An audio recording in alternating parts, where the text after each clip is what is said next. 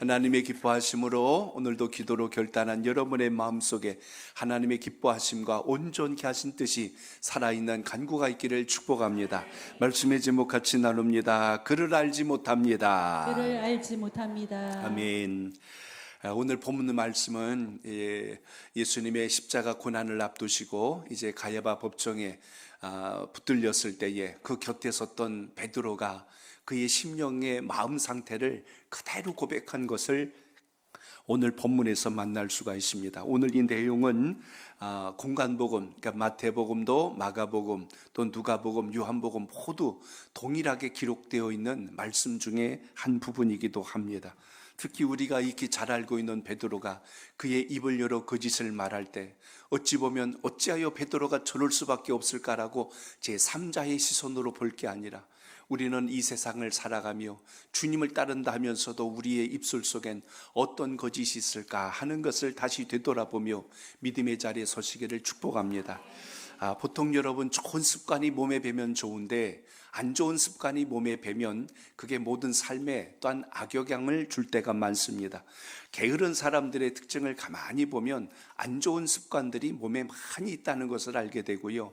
역으로 말한다면 부지런한 사람들을 가만히 보면 긍정적인 습관이 또한 몸에 많다는 것을 보게 됩니다. 습관이 계속 반복되다 보면 이게 나중에 중독 단계까지 갑니다. 근데 이 중독 단계까지 가면 더 이상 이것이 손쓰기가 어려울 때가 많습니다. 그래서 이왕이면 여러분 우리 몸에 좋은 습관이 많이 뵐 수 있기를 바랍니다. 그 중에 하나가 있다면 두말할 것도 없이 기도가 습관이 되시길 바랍니다. 예배와 기도와 말씀을 가까이 함으로 인하여 우리의 영혼이 날마다 강건해진다는 사실을 잊지 말고 그 은혜가 여러분 속에 있기를 바랍니다. 그래서 경건에 이르는 연습이라고도 하지요.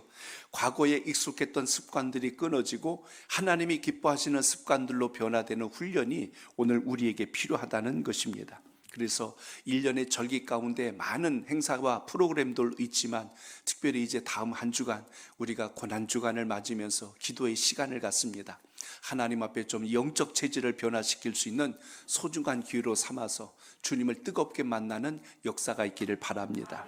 오늘 이 시간 저는 여러분들과 함께 베드로를 통하여서 그의 입술 속에 붙어있던 거짓, 그것이 오늘 그만의 문제였을까? 우리는 과연 주님을 따른다 하면서도 우리는 과연 온전하였던가 하는 우리의 신앙을 함께 살펴보고자 합니다.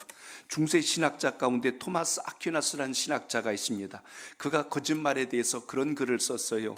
거짓은 세 가지 종류가 있다 그랬습니다. 그 중에 첫째가 뭐냐면 악의적인 거짓말이 있다라고 했어요. 악의적인 거짓말이라고 하는 것은 악한 마음을 품고 남을 속여서 피해를 주려고 하는 거짓말, 이게 이제 악한 거짓말에 해당합니다. 또 하나의 거짓말이 있는데 흔히 우리가 하얀 거짓말이라고도 하죠.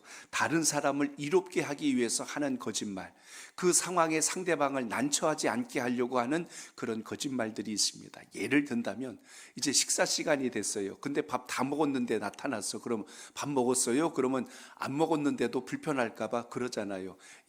저 먹고 왔어요. 그래요. 그래서 상대방의 마음이 불편하지 않게 하려고 이렇게 합니다.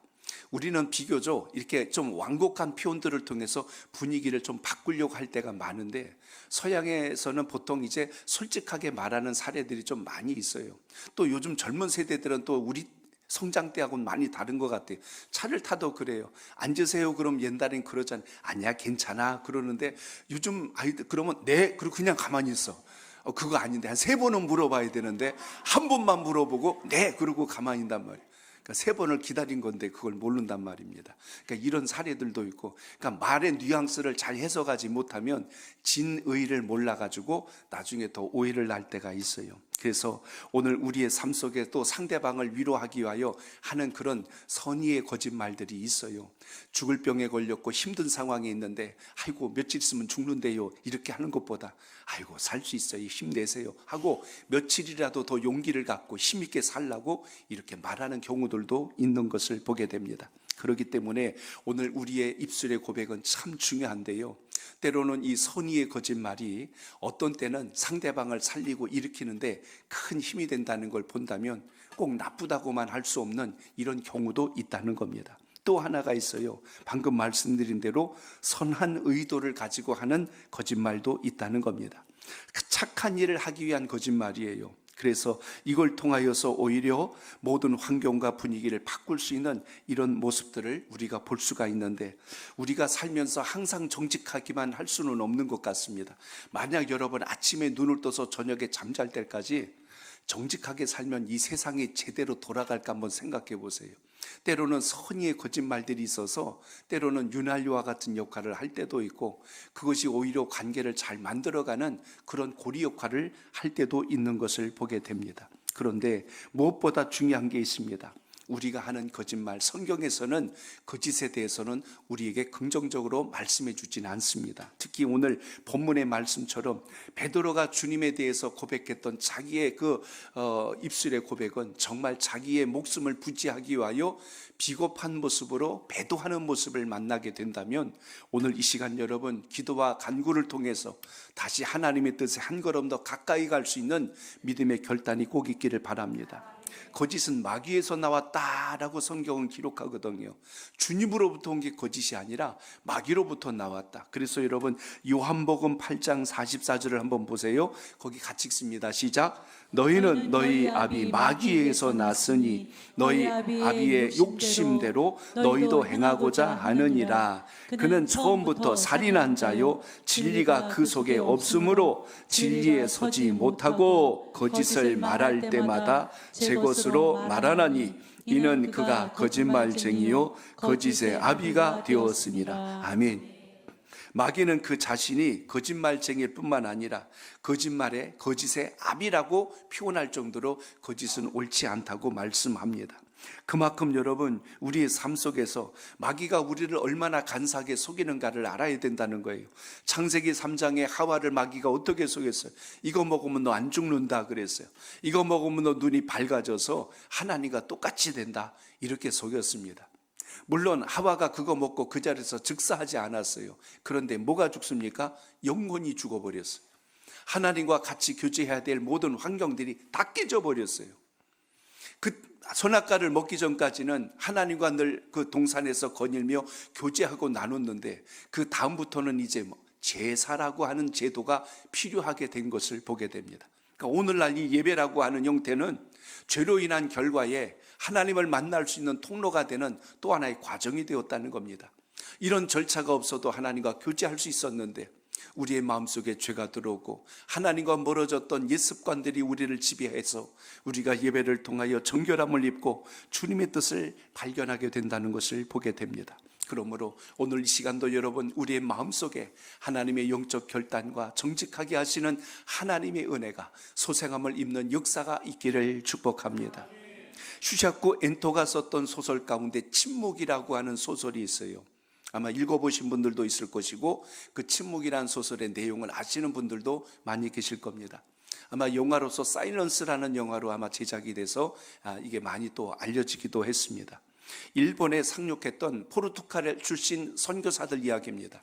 그들이 복음을 전하기 위해 일본에 도착해서 복음을 전했는데 이게 쉽게 먹혀들지를 않는 겁니다. 지금도 아시겠지만 우리나라는 복음에 대해서 아주 순전하게 받아들였어요. 그래서 우리나라는 일본보다 선교가 훨씬 더 잘 됐고 지금 이렇게 선교 강국으로 일어났는데, 일본은 지금도 0.2%도 안 될 만큼 기독교 복음률이 굉장히 낮습니다. 당시에도 이 선교사들이 들어왔을 때 무수히 죽임을 당하고 고문을 당하고 어려움을 많이 겪었죠. 그때 당시 있었던 한 에피소드를 가지고 이 침묵이란 소설이 만들어졌습니다.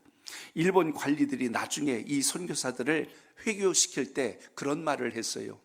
내가 믿는 예수 그리스도의 초상을 밟고 지나가면 저 불쌍하게 고통당하는 일본인들, 그러니까 이 선교사들을 통하여 전도를 받고 신앙생활을 하는 그들도 묶어놓고서 지금 이야기를 하는 겁니다. 심지어 사람을 거꾸로 매달아가지고 바닷물에다 얼굴을 처박아 놓으면서 이렇게 지금 아주 잔인하게 고문을 한 거예요. 만약에 선교사인 내가 여기를 예수의 얼굴을 밟고 지나가고 안 믿겠다고 하면은 저 사람들 살려주겠다. 그런데 만약 그렇게 안 하면 다 죽여버리겠다는 거예요. 너도 죽고 다 죽는다는 거예요. 선교사 입장에서는 굉장히 마음이 괴로운 순간입니다. 내가 오늘 끝까지 신앙을 지키겠다고 버티면 일본에 있는 애매한 사람들이 그냥 다 죽는 거예요. 그들의 목숨을 살리려면 어떻게 됩니까? 내가 예수를 믿지 않겠다고 그렇게 해야지만이 저들이 사는 거예요. 그래서 결국 이 선교사가 어떻게 합니까? 그 초상을 밟아요. 그리고 예수를 믿지 않겠다고 그렇게 이야기합니다. 그럼 그들 살려줄 줄 알았어요. 근데 이 일본 놈들이 굉장히, 놈자 또 나오네 이거. 일본 사람이 아주 간악해가지고 어떻게 했냐면 그 이야기가 나오자마자 거기 있는 사람들 다 죽였어요. 그리고 선교사도 다 죽입니다. 심지어 몇몇은 살려가지고 이용을 하는데, 이것 봐라, 너희들에게 예수 믿으러 간 이들도 믿지 않는다고 지금 말하지 않았느냐 하고 이렇게 함으로 인하여서 오히려 더 고통스럽게 만드는 아주 잔혹한 일을 저질렀죠. 그때 했던 그 선교사의 믿지 않겠다고 하는 선의의 거짓말이었어요. 살리려고 했는데 살린 게 아니라 오히려 그것으로 인하여 모두 죽임을 당할 수밖에 없는 어려움을 만나게 됩니다. 오늘 여러분, 베드로의 그 고백 한마디가 어떻게 보면 자기 목숨 하나 부지한 것 같지만 오늘 오히려 주님이 바라보실 때 얼마나 한편에서는 안타까우셨을까를 우리가 떠올려 볼 수가 있습니다. 여러분, 시편 58편 3절을 같이 읽어보겠습니다. 시작. 악인은 모태에서부터 멀어졌음이요 나면서부터 곁길로 나아가 거짓을 말하는도다. 아멘. 거짓은 누가 가르쳐주지도 않았는데 태어나면서부터 우리는 성장하며 왜 그런지 이 거짓이라는 게 우리 속에 숨어 들어오기 시작합니다. 악의 특징은 사람을 거짓되게 만들고 자기를 핑계하게 만들고 자기를 변론하게 만드는 것을 보게 됩니다. 그래서 오늘 본문 속에 보면 베드로는 무려 그 거짓말을 한 번이 아니라 3번씩이나 해요. 나는 그를 모릅니다.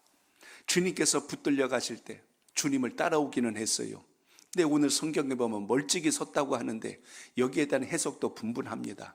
좀 가까이 가지 왜 멀찍이 섰냐라고 이야기하지만 사실은 더 가까이 갈 수 없는 그 거리에서 주님을 바라보고 있는 베드로의 그 안타까운 심정도 우리가 헤아릴 수 있어야 하는데, 이러지도 못하고 저러지도 못하는 베드로, 다른 제자들은 벌써 다 도망가고 숨어버렸는데 그래도 수제자라고, 제자들 중에 반장이라고 그 자리에 나와서 끝까지 주님을 바라보며 애간장을 녹이고 있는 그의 심정이 얼마나 힘들었을까도 우리가 생각해 볼 수 있습니다. 그런데 베드로가 옛날에 한 말이 있었거든요. 큰 소리를 친 게 있어요. 주님께서 내가 고난을 받고 죽게 될 것이다 라고 했을 때 베드로가 펄쩍 뛰었잖아요. 여러분, 마태복음 26장 35절 한번 같이 봅니다. 시작. 베드로가 이르되 내가 주와 함께 죽을지언정 주를 부인하지 않겠나이다 하고 모든 제자도 그와 같이 말하니라. 아멘. 베드로가 이야기하니까 제자들이 논할거든. 우리도 그럴 겁니다. 주님이 죽으신다고 말도 안 돼요. 우리도 같이 죽겠습니다. 이렇게 말했는데 주님 붙들리시자마자 다른 제자들은 어디 갔는지 꽁지가 빠지게 사라져버렸고, 그나마 베드로는 곁에 오기는 했어요. 자기가 한 말이 있기 때문에 주님 죽으시는 곳에 나도 같이 있겠다고 말은 했는데 그 자리에 있는 것이 사실은 쉬운 자리가 아니었다는 것입니다. 주님과 함께 죽을지라도 결코 나는 주님을 모른다고 하지 않겠습니다. 이렇게까지 고백했던 게 베드로였는데 오늘 본문에 보시면 뭐라고 말씀이 시작이 됩니까? 주님을 모른다고 하니 주님과 함께 죽겠다고까지 했던 그 베드로가 심지어 그를 성경에서는 가장 으뜸된 제자라고 그렇게 지칭받았던 그를 예수님은 너를 게바라하리라. 이 게바란 말은 반석이란 뜻을 가지고 있어요. 너를 베드로라 내가 하리라. 그러니 이름도 멋지잖아요. 반석처럼 굳건해서 흔들리지 않을 사람 같았는데 지금 이름값도 못하게 생긴 상황이 벌어지게 됩니다. 자, 그런데 여러분, 오늘 본문 속에 보니까 이렇게 붙들린 주님 앞에 지금 어떤 상황이 벌어졌어요? 지금 거기 보니까 58절에 보면 여자 하인이 멀찍이 서서 예수님을 바라보고 있는 베드로에게 질문하는 장면이 나옵니다. 거기 뭐라고 이야기하냐면 당신도 갈릴리 사람 예수와 함께 있었던 사람이 아닙니까? 하고 베드로를 알아본 거예요. 3년 동안 베드로를 주님을 계속 따라다니니까 이 사람 저 사람들이 볼 때 제자인 걸 벌써 한눈에 알아본 겁니다. 그러니까 어떤 상황이 벌어진 거예요? 그에 대해서 오늘 질문하고 있는 이 장면을 오늘 본문에서 볼 수가 있습니다. 자, 여러분, 오늘 69절을 다시 한 번 더 읽어봅니다. 69절 시작. 베드로가 바깥들에 앉았더니 한 여종이 나와 이르되 너도 갈릴리 사람 예수와 함께 있었도다 하거늘. 아멘. 이렇게 하여서 지금 베드로가 주와 함께 있었다는 것을 이야기하게 되는데, 아니 조용히 와가지고 귓속말로 얘기해 주면 좋겠는데 거기서 큰 소리로 이야기하니까 주변 사람들 다 듣잖아요.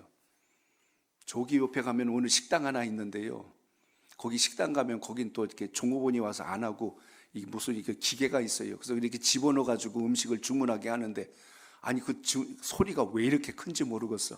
집어넣으면 다 그랬어요. 음식이 주문됐습니다. 카드가 결제됐습니다. 근데 가끔은 가다 심장이 철렁. 그러다가 카드가 오류 났습니다. 그래도 뭐 한도 초과 뭐 부족입니다. 뭐 이런 소리 나면 어떨까 싶은 만큼 야 소리가 그 아주 쩌렁쩌렁 울리는 데가 있어요. 근데 오늘 지금 그 상황이에요. 지금 베드로인 거 누가 모르겠어요. 근데 거기다 대다 내놓고서 아니 너 저 예수랑 같이 있던 자 아니냐 그러니까 이 사람이었어? 하고 사방에서 전부 쳐다보니까 얼마나 당황스러웠을까를 한번 생각해 보세요. 오늘 이 상황에 대해서 오늘 본문도 있지만 누가복음 22장 56절에 보니까 거기에는 여종이 베드로를 주목하여라고 돼 있어요. 주목하여 봤다. 그러니까 오늘 본문을 조금 더 자세하게 풀이해 놨어요. 그 주목하다는 말이 영어 성경에 보면 look closely at him이라는 말을 쓰는데, closely라는 말이 뭐냐면 베드로를 가까이에서 시선을 딱 고정하고 주목하고 봤다. 쓱 지나가면서 저 사람 아닌가? 이게 아니라 가만히 쳐다보면서 확인해 주는 거예요. 그러니까 베드로 입장에서는 자기를 뚫어지게 쳐다보고 있는 그 여종을 바라볼 때 얼마나 마음이 뜨끔했고 불안했을까가 잘 묘사되어 있는 겁니다. 표현은 안 되어 있지만 베드로 입장에서는 저 여자가 나를 알고 있구나, 내 신분이 지금 노출됐구나, 지금 이 상황이라는 겁니다. 그럼 어떤 마음이 들겠어요? 예수님도 붙들렸는데 내가 제자라는 걸 안다면 저들이 나를 체포하면 어떻게 할까? 이 두려움이 함께 밀려오는 상황을 볼 수가 있습니다. 그래서 예수님을 모른다고 해야 내가 지금 살 수 있겠구나라는 그 본능적인 어떤 자기 방어 의지가 거기서 결국은 일어나게 됩니다. 그래서 차라리 베드로면 맞소, 나는 예수님의 수제자 베드로요, 이러면 정말 성경책마다 정말 그 이름이 이렇게 화려하고 찬란하게 기록됐을 텐데 베드로가 거기서 하필이면 그랬을까? 나는 그를 모릅니다 하고 아마 아주 천연덕스럽게 얘기할 수도 있었을 것 같아요. 나는 그를 모릅니다. 오늘 본문에 보니까 여러분 70절 읽습니다. 시작. 베드로가 모든 사람 앞에서 부인하여 이르되 나는 내가 무슨 말을 하는지 알지 못하겠노라 하며. 이걸 한번 잘 생각해 보세요. 아마 헛웃음을 치면서 아이고 이 여자가 지금 무슨 소리 하냐, 나는 모릅니다 하면서 아마 이렇게 넌지시 그냥 지나가려고 했던 바로 그 장면을 여기서 연상하게 합니다. 이 정도에서 끝났다면 사람들도 아마 저 여인이 잘못 봤나 보다 하고 이렇게 넘어갈 수도 있는 상황이었어요.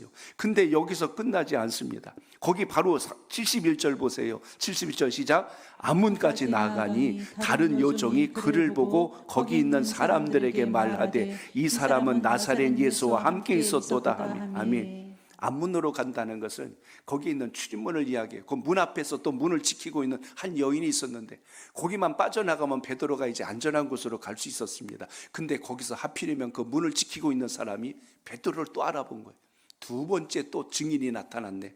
그 사람이 또 그러는 겁니다. 뭐라고 이야기했어요? 오늘 말씀 그대로 하면 나사렛 예수와 함께 있는 것을 내가 봤소 하고 또 이야기한 거예요.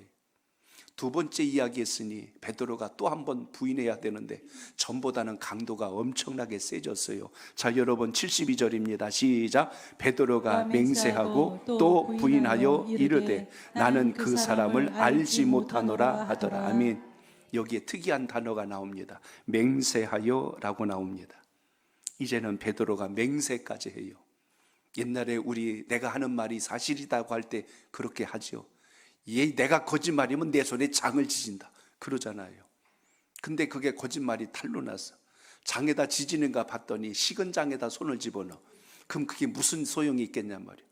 그 정도로 내가 진실하다는 걸 이야기하고 싶은 마음이 그렇게 합니다. 내가 하늘을 두고 맹세한다, 땅을 두고 맹세한다, 심지어 내가 거짓말이면 벼락을 맞는다, 이렇게 할 정도로 자기가 옳다는 것을 말하고 싶어하는 그 마음이 있듯이 베드로가 지금 여기 맹세라는 건 마치 하늘을 두고 맹세하는 것, 내가 전혀 그를 알지 못한다고 이렇게까지 표현하는 이 장면은 베드로가 말은 했지만 사실 속으로는 얼마나 자기가 치졸하고 부끄러웠을까를 한번 생각.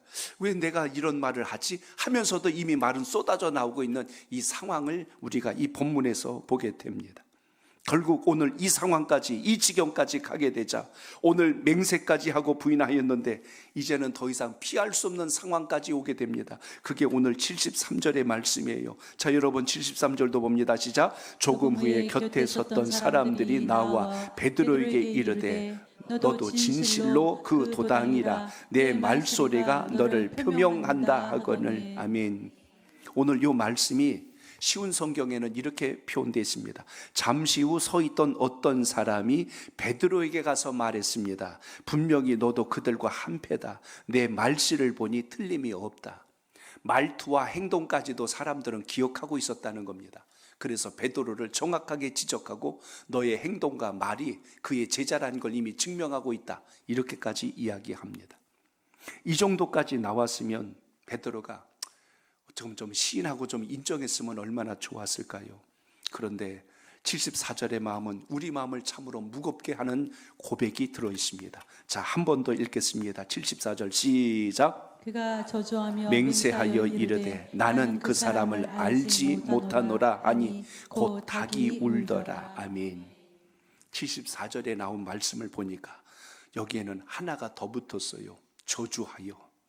저주하며라는 말은 쉬운 말로 하면 입에 담지 못할 욕까지 했어요. 예수님을 향하여 저주를 퍼부으면서 맹세까지 하며 모른다고 했던 베드로의 그 모습을 주님께서 과연 어떻게 보셨을까를 한번 여러분 생각해 보시기 바랍니다. 이미 사실은 다 드러났어요. 증인이 한 명이 아니라 세 사람이라면 누가 보더라도 제자인 건 옳습니다. 그런데 끝까지 아니라고 했습니다. 자, 상황은 여기서부터 출발합니다. 결국 어떤 상황이 벌어졌어요? 베드로가 주님의 말씀이 떠오르기 시작합니다. 주님이 전에 자기에게 해주셨던 말씀이 있었거든요. 그 말씀이 오늘 75절입니다. 이제 한 번만 더 읽습니다. 시작. 이에 베드로가 예수의 말씀에 닭 울기 전에 내가 3번 나를 부인하리라 하심이 생각나서 밖에 나가서 심히 통곡하니라. 아멘. 오늘 여러분과 나눠야 될 말씀 전체를 읽었습니다. 오늘 말씀을 통해서 볼 때 처음에는 베드로가 나는 그를 모른다라고 쉽게 넘어가려고 했고 또 지적을 하게 되자 그 다음에는 맹세를 했고 세 번째 다시 너도 그와 한 도당이다 한패다 라고 이야기를 했더니 이제는 저주까지 하면서 내가 그를 알지 못한다고 그 자리를 떠나려고 했습니다. 그러나 그의 마음속에 가장 먼저 떠올랐던 것은 예수님께서 자신에게 전에 하셨던 말씀, 닭 울기 전에 내가 나를 3번 부인하리라. 갑자기 난데없이 그 말씀이 확 떠올란 거예요. 그때 주님이 하셨던 말씀이 이것이었구나. 그래서 베드로가 그 자리에서 통곡하고 웁니다. 본문에는 통곡이지만 베드로가 지금 눈물을 쏟으며 회개하고 있는 장면을 우리가 이 대목에서 보게 됩니다. 그는 수제자였어요. 이름도 반석이었습니다. 그런데 주님을 모른대요. 요즘 같은 세상은요, 뭘 숨길래야 숨길 수 없는 세상이 됐어요.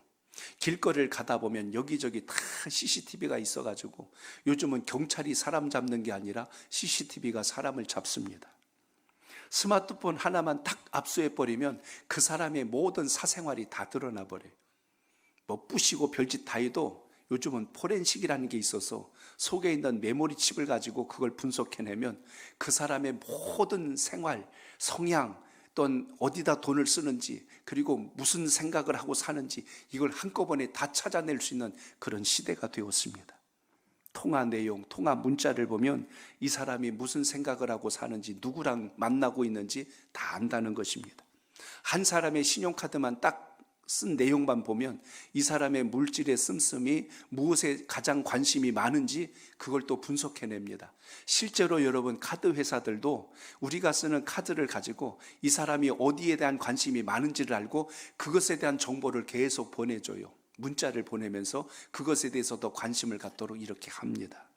이처럼 우리의 삶 속에서는 이제 감출래야 감출 수 없는 이런 환경과 세상 속에 살고 있는데 오늘 베드로는 지금 심지어 자기를 아는 사람들과 무리들 틈바구니에서 계속해서 모른다고 그 말을 하고 있습니다. 이 정도 단계가 가면 범죄로 치면 뭐냐면 사기가 됩니다. 거짓말쟁이가 되고 사기꾼이 되볼 수밖에 없는 상황을 봅니다. 미국 남가주 대학교에 있던 교수 제널드 젤리슨이라는 교수분의 그 글을 일부를 좀 인용하겠습니다. 사람이 하루에 쓰는 거짓말을 보면 평균입니다. 평균 한 200번 정도 거짓말이 우리 일상생활에서 드러난대요. 다 똑같진 않을 거예요. 어떤 사람은 199번까지만 있으니까 오해하지 말고, 또 어떤 사람들은 그보다 적을 수도 있을 것이고 더 많은 건데 평균치를 이렇게 봅니다. 그만큼 우리의 말 속에서는 일상적인 생활에서 꼭 남을 악의적으로 하는 거짓말이 아닌 그런 거짓말도 많다는 겁니다. 약속에 늦으면 통상 우리 하는 말이 있잖아요. 차가 늦어서 하고 그럽니다. 학교 다닐 때 그런 친구 진짜 있었어요. 헐레벌떡 들어왔는데 늦었어. 왜 늦었어? 그러니까 지하철이 빵꾸가 나가지고요. 그러고서 가는 거예요. 그럼 선생님 또 그랬구나. 그래요. 또 나중에 가서 하라. 그래서 지하철이 빵꾸가 나긴 뭘 빵꾸가 나. 뭘 좀 쇳덩어리 바퀴가. 말도 안 되는 소리 했는데도 그렇게 하면서도 그냥 넘어갈 때도 있습니다. 예의상하는 거짓말도 많이 있어요. 이런 모든 것들이 우리 일상생활에 자연스럽게 연결되어 있는 것을 볼 수가 있습니다. 제가 통계 자료를 보고 참 깜짝 놀란 게 하나 있습니다. 그게 뭐냐면 보통 우리의 범죄 유형을 분류를 시켰어요. 강도를 많이, 그다음에 또 강간, 마약, 납치, 폭력 이런 프로테이지를 쭉 나눴는데 전 세계 상위권 탑 5개인 나라를 쭉 통계 자료를 봤어요. 근데 우리나라의 제일 많은 범죄율은 어디에 나와 있냐면 사기로는 1위요. 우리나라가. 야, 나 왜 이게 1인지 난 이해를 못하겠어요. 2위가 멕시코, 3위가 남아공, 4위가 인도 이렇게 쭉 통계 자료가 나왔어요. 무슨 근거를 가지고 뽑았는지 모르겠지만 다른 범죄보다 이 사기죄가 참 많다. 그러니까 이런 걸 좀 이렇게 좀 볼 수가 있습니다. 실제로 여러분 이런 것으로 인한 통계 자료가 이거 적지 않은 거예요. 사기죄만 해도 지금 6년 전 통계 자료 보니까 25만 6,600건 이상이 사기죄로 제일 탑이고 그 다음에 절도죄로 이렇게 되고, 그러니까 남 속이고 거짓으로 이렇게 관계나 범죄가 일어나는 일들이 상당히 많다는 것을 이렇게 보게 됩니다. 근데 여러분 유대인들 이야기를 제가 그래서 봤습니다. 유대인들은 문서를 쓰지 않고 구두로 계약만 해도 그 계약은 철떡같이 지킨다는 거예요. 그러니까 얼마나 신뢰가 있어야 되고 또 상호 그것에 대한 존중과 인정이 있는가를 우리가 알 수가 있는데요.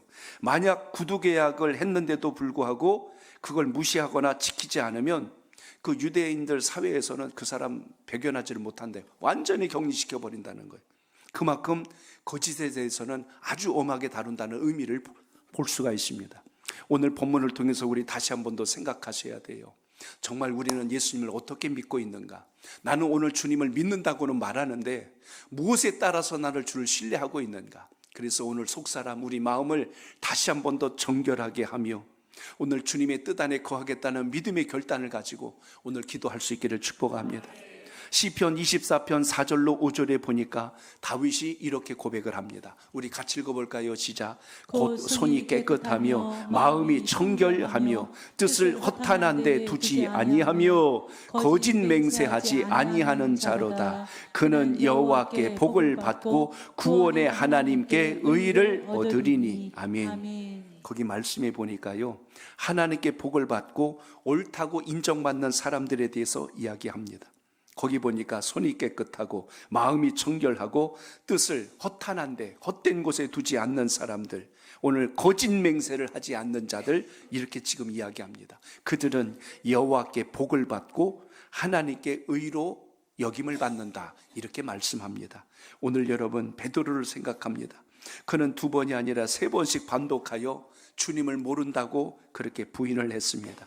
결국 오늘 그것에 대해서 누가복음에 보시면 그의 부인하고 있을 그때에 그 모습을 주님께서 베드로를 보시는 장면이 나와요. 같이 눈이 마주치는 장면이 나오는 것을 보게 됩니다. 주님이 베드로를 쳐다보셨대요. 베드로와 주님께서 시선이 마주친 거예요. 그때 그 베드로의 심정이 어땠을까?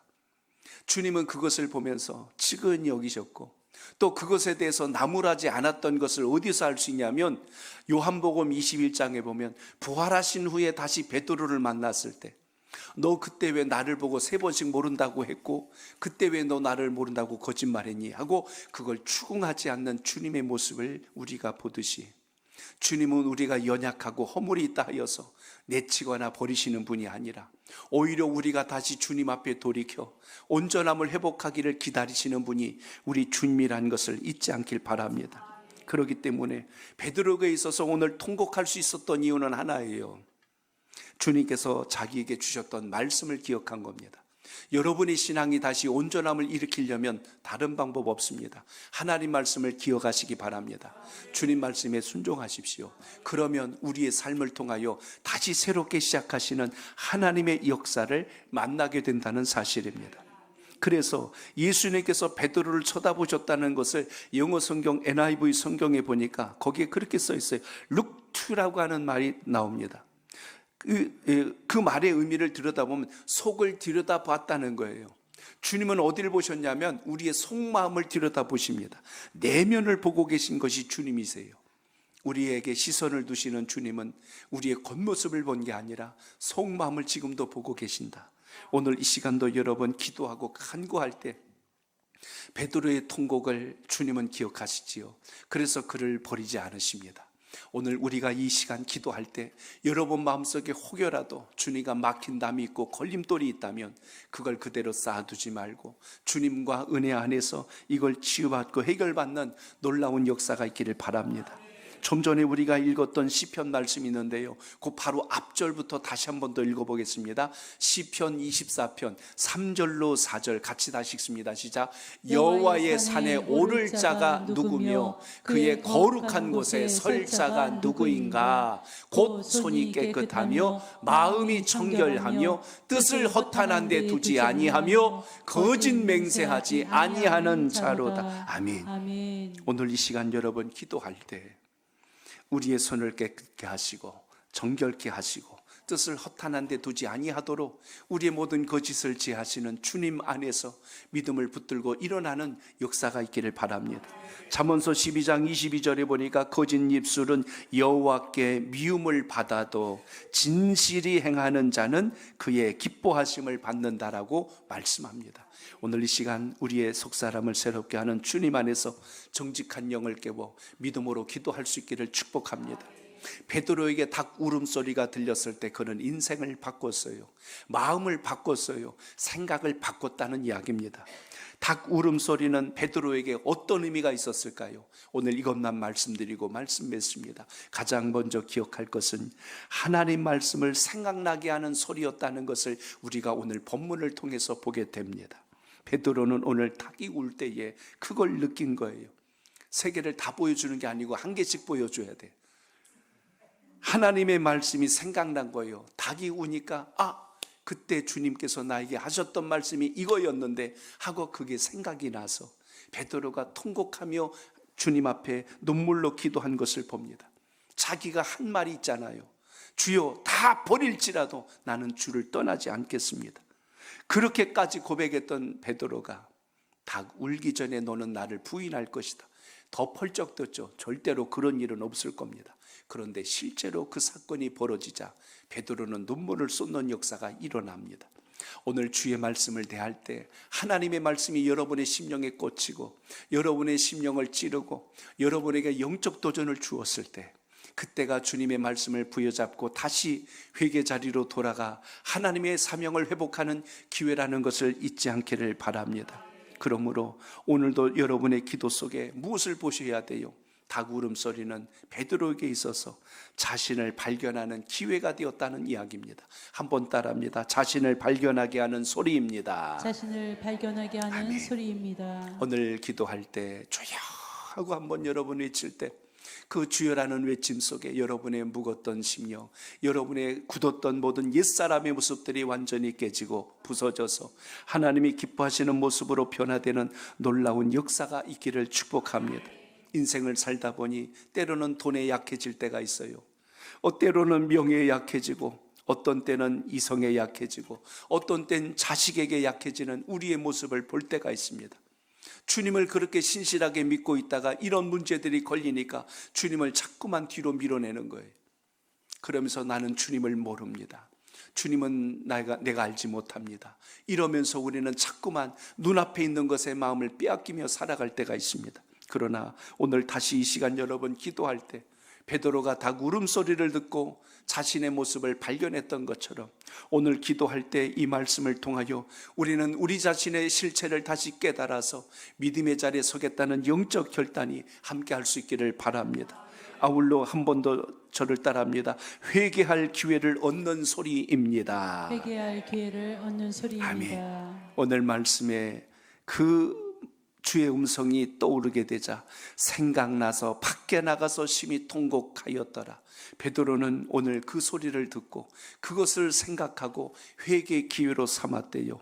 오늘 이 시간 기도할 때 여러분의 마음속에 근심했던 일, 염려했던 일, 아파했던 모든 것 묻어두고 덮어두고 핑계하는 자가 아니라 오늘 예수 그리스도 십자가의 보혈을 의지해서 믿음으로 결단하고 기도하여 주님을 뜨겁게 만나는 소중한 기회가 되시기를 주의 이름으로 축복합니다. 그 이후로 베드로는 닭을 울 때마다 늘 주님 앞에 눈물로 기도했다는 그의 모든 행실에 대한 글들이 남아 있습니다. 오늘도 이 시간 여러분, 우리의 기도는 주님을 더 깊이 만나는 기회요, 내 심령이 새로워지는 기회요, 나의 옛사람이 깨지는 시간으로 거듭날 수 있는 소중한 시간이 오늘 여러분의 기도 속에 있기를 축복합니다.